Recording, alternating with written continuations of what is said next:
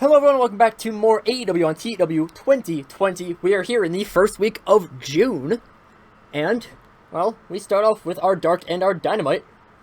This is our show right after Revolution, or not after Revolution, after Double or Nothing. And we start off with BTE, and Matt Jackson invented a new catchphrase, which is very nice. After this, we have the Dark Order segment, and with this one, as we'll notice on here, it's a little bit different. Brody Lee has fired some people from the Dark Order.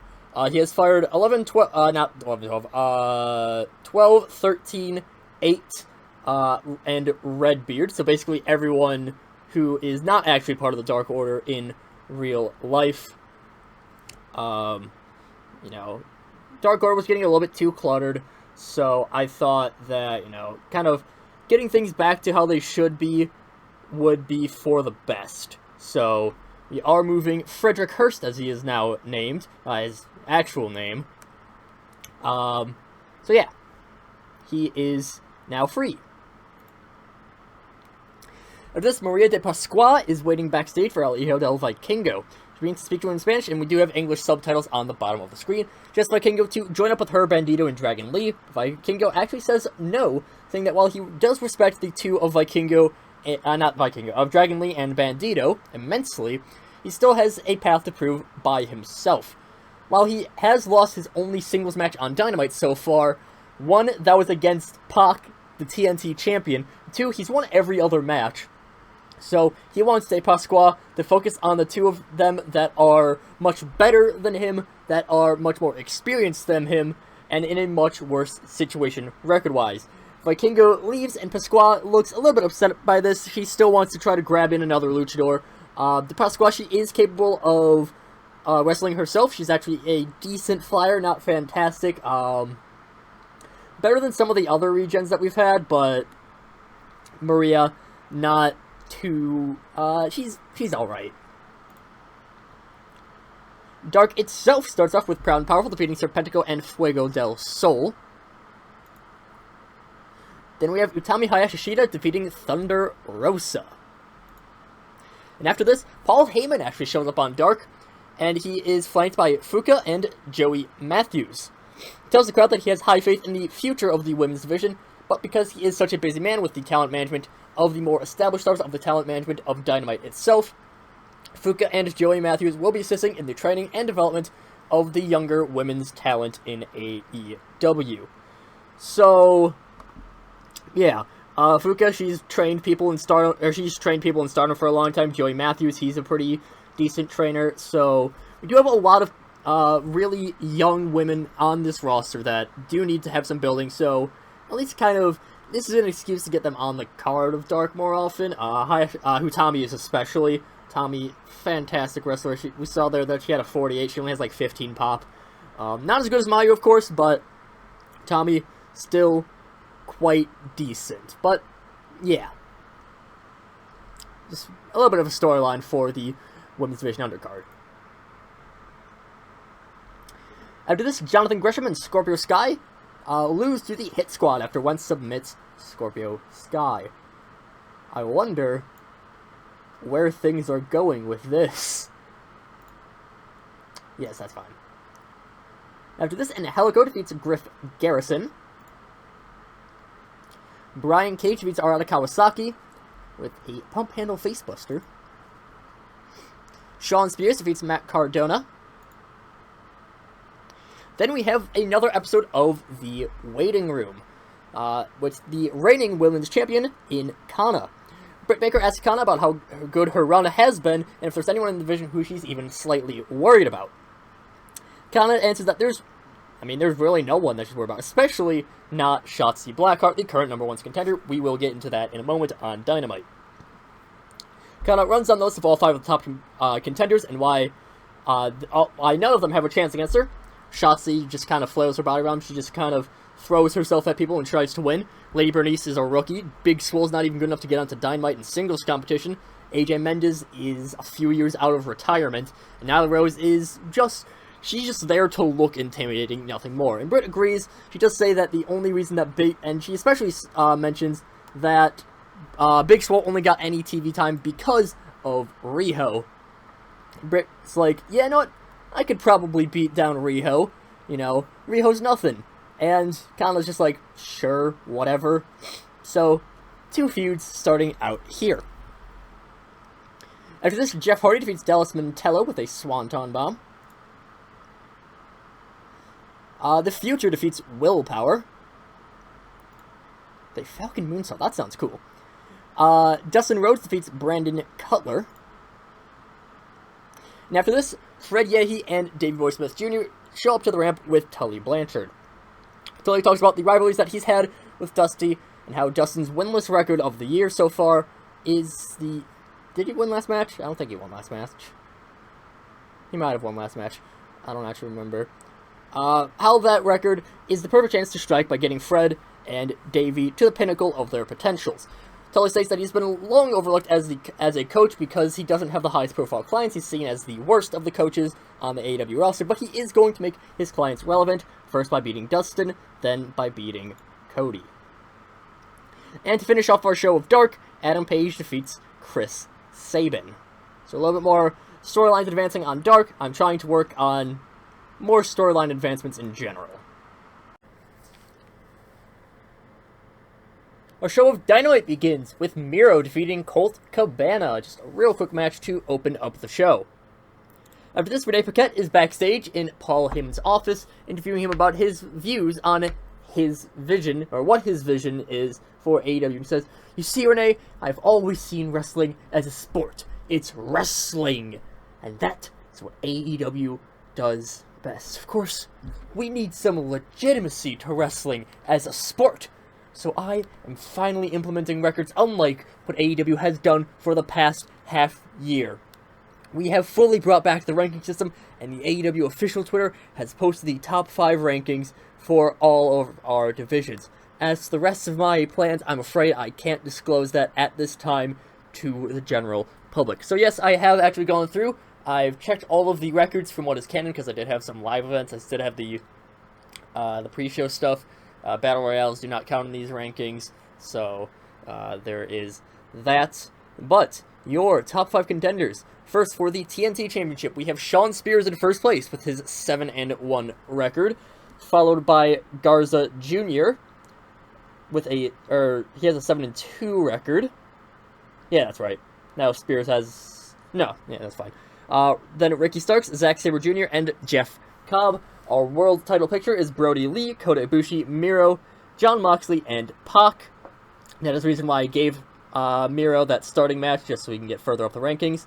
As for our women's, we have Shotzi Blackheart in first, followed by Lady Bernice of the Queen's Court, Big Swole, AJ Mendez, and then Nyla Rose.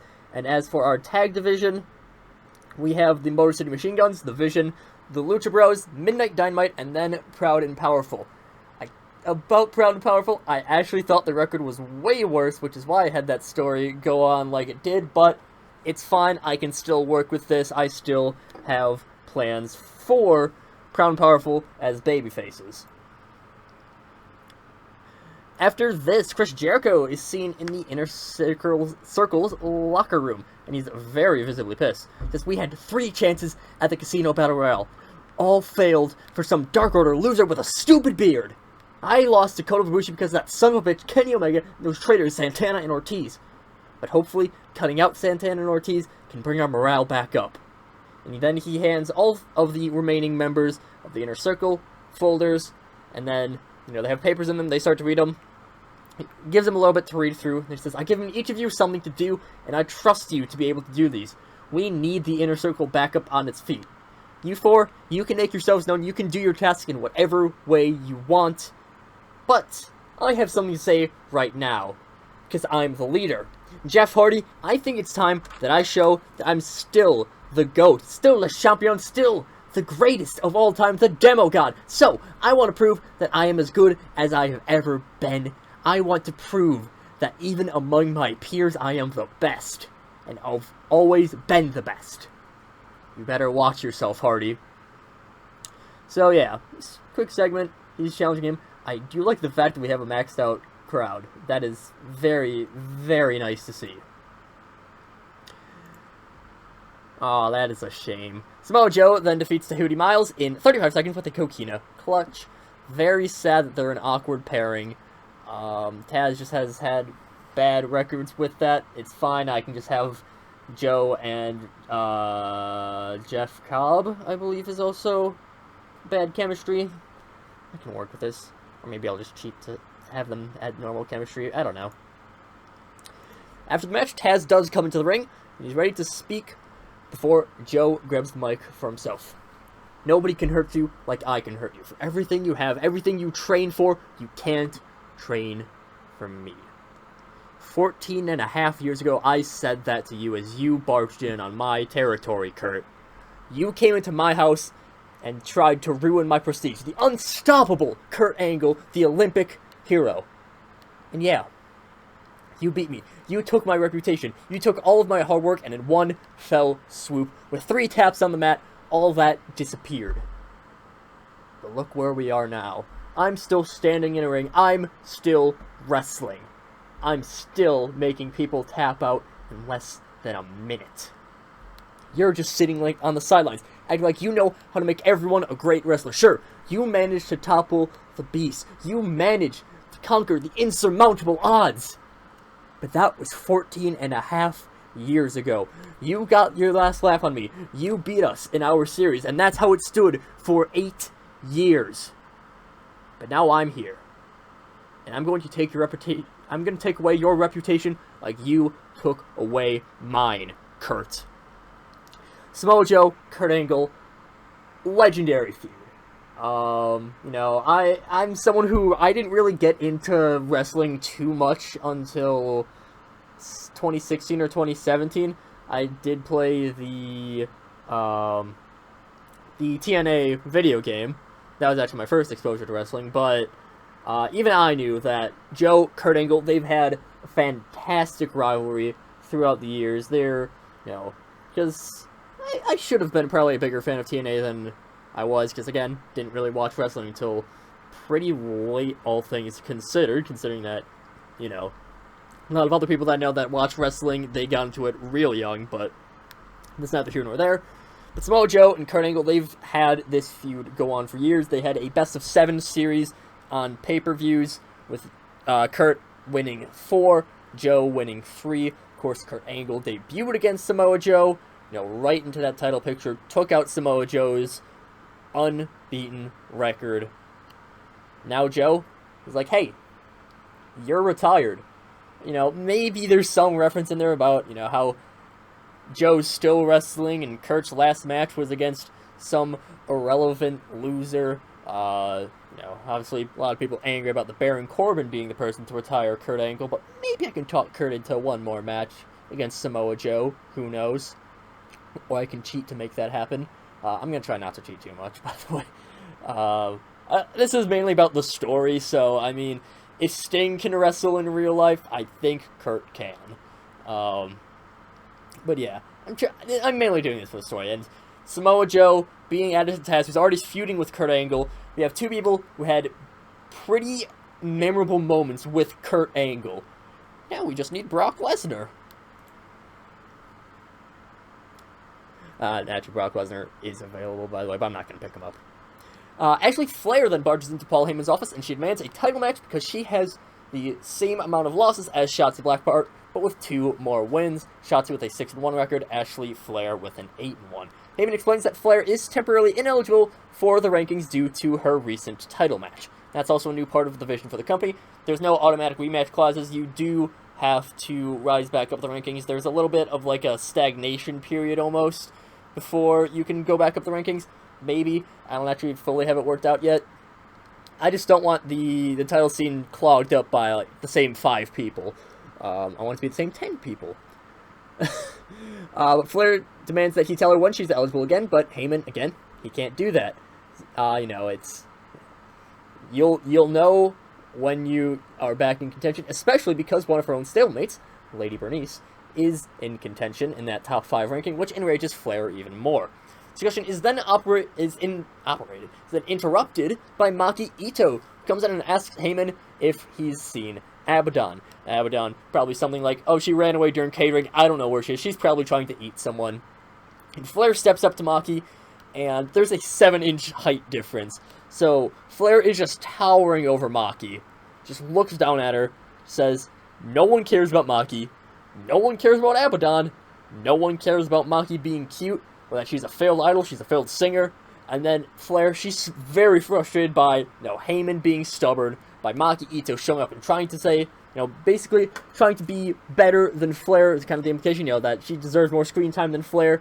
She walks off, the Queen's Court follows, and then Maki, she does flip off Ashley Flair as she's walking away, and then Heyman just like, get out of my office, I have things to do. So, very well-rated segment, I will say. After this, Tai Conti actually picked up a surprise win over Hikaru Shida with a crossover after interference from Anna Jay. Not a clean win, but it does start off this feud. After this, we see a video of Kenny Omega and Jim Ross having a sit-down about Kenny's hiatus. Of course, Kenny was not on TV between Revolution and Double or Nothing. He had, after being beaten by Kota, didn't show up until Kota's match at Double or Nothing. And Kenny says, I saw my greatest success in my career, caring for no one except for myself.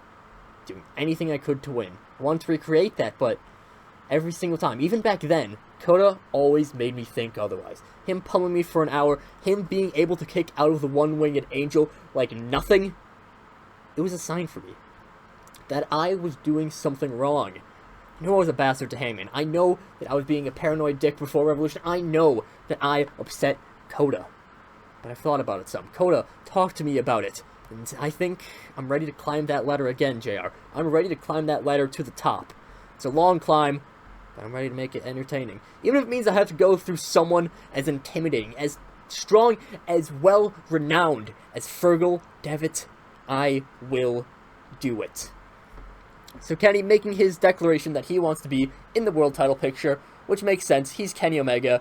I don't actually think has that good of a record so far.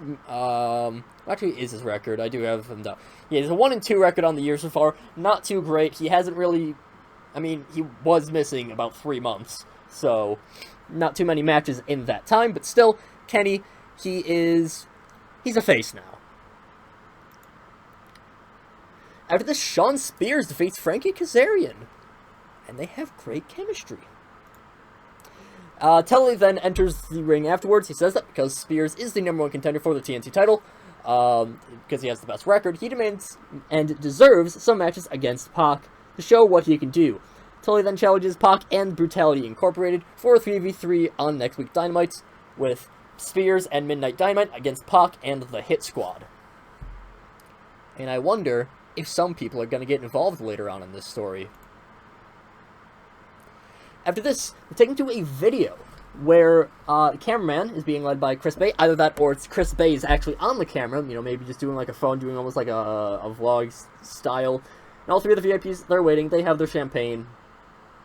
And, Janelle, Deanna, they look pretty upset. MJF's content with life, he's happy. And he just says, so, the Exalted One of the Dark Order is my next opponent. Well, he'll at least be good training for Kota Ibushi. See, I already know that Brody Lee doesn't stand a chance against me. That he already knows that I'm better than him, and he knows it. I already know that because Brody has lost to Cody Rhodes time and time again. I've beaten Cody time and time again. You want a battle royale? Big whoop. Yes, that's how I got my title shot, but I know how to take advantage of it. Darby Allin was a bigger challenge than you're going to be. You're not taking my title, Brody Lee. You can't even manage a cult well. Then MJF maybe even looks to say a little bit more, but Tenille actually then speaks to the camera, because Brody isn't going to take MJF's title. He's at least not going to beat you to a pulp, Brody. Unlike me beating you down, Jordan Grace. You took my Impact Knockouts title yesterday. Me and Diana have held that title for nearly a year. You're not going to get off easy with messing with the VIPs. This is actually true. Deanna Purrazzo, she was the champion at the start of the save. Then Tenille Dashwood actually took the championship from Deanna, and literally just yesterday in game, Jordan Grace took the title off from Tenille Dashwood. So, I was kind of planning on having a VIPs versus Jordan Grace at some point in time anyways, and this just gave me a very good reason for it, Tenille and Deanna, they're still very upset about losing to Shotzi at Double or Nothing. But Tenille, she honestly seems a little bit more fed up with the fact that she's lost a title now. That the VIP Club have lost their grip over the women's division. I suspect that the reason that Tenille had her title removed from her, because she's actually now on an exclusive contract with AEW, this was done as prevention from the WWE trying to grab her. Of course, we have a lot of people from WWE. They're trying to grab people from us. They had offered contracts to Tenille and Big Swole, both of which have returned. Big Swole was actually really surprising that she returned, because the last offer I had sent her, she said that the WWE offer was better, but she has resigned, so she is still going to do things.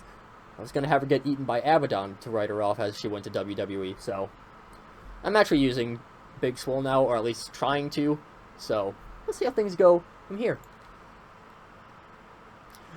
After this, the Vision defeat the Butcher and the Blade. And they actually finally get their tag team bonus. So, that's cool. Lance Archer with an 82.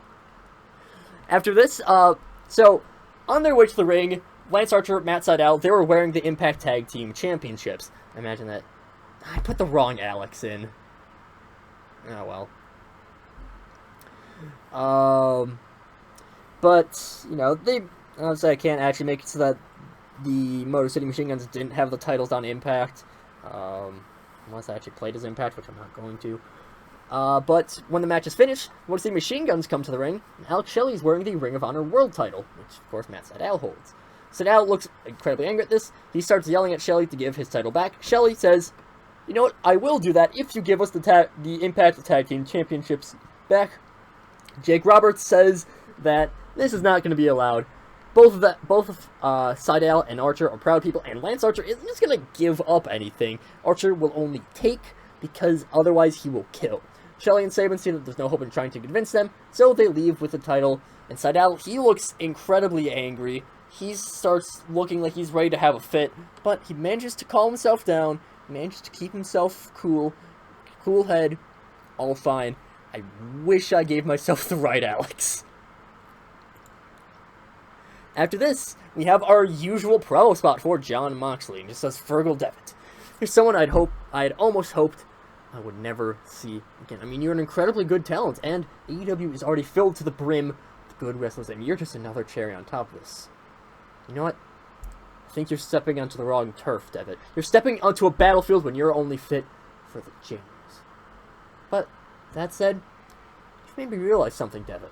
You've made me realize that sometimes you need to do what's necessary to win.